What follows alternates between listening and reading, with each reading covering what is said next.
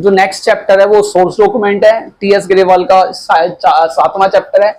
बड़ा important chapter है समझने के लिए, इसमें बहुत सारी चीजें हैं, आपको आगे भी काम आएगा, तो इसे ध्यान से समझेंगे। देखिए सोर्स डॉक्यूमेंट्स होता क्या है।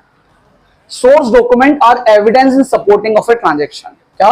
Source document are evidence in supporting of a transaction.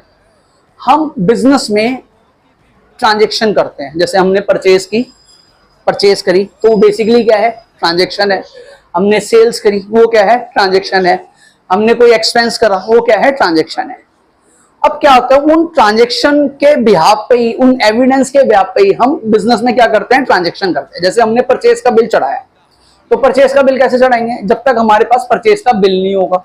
Natural सी बात है, परचेज की हमारे को एंट्री करनी है, ट्रांजेक्शन रिकॉर्ड करनी है, तो उसके लिए हमारे को परचेज का बिल भी तो होना चाहिए। अब हमने क्या करा, किसी को सेल्स करी, तो नेचुरल सी बात है उसका बिल निकलेगा, तो उसी के हिसाब से क्या करेंगे? हम ट्रांजेक्शन करेंगे, मतलब एंट्री करेंगे। अब हमने किसी को पेमेंट करी, तो वो हमारे को क्या देगा? एक रिसिप्ट देगा, तो वो क्या हो जाएगी? ट्रांजेक्शन हो जाएगी। बेसिकली क्या होता है, जो भी अकाउंट्स में ट्रांजेक्शन होगी ना, वो किसी ना किसी सोर्स डॉक्यूमेंट पे डिपेंड होगी। जो सोर्स डॉक्यूमेंट्स होते हैं वो ही क्या कहलाते हैं? वो सोर्स डॉक्यूमेंट कहते हैं, और उन्हीं के बिहाफ पे हम क्या करते हैं? सारी ट्रांजेक्शन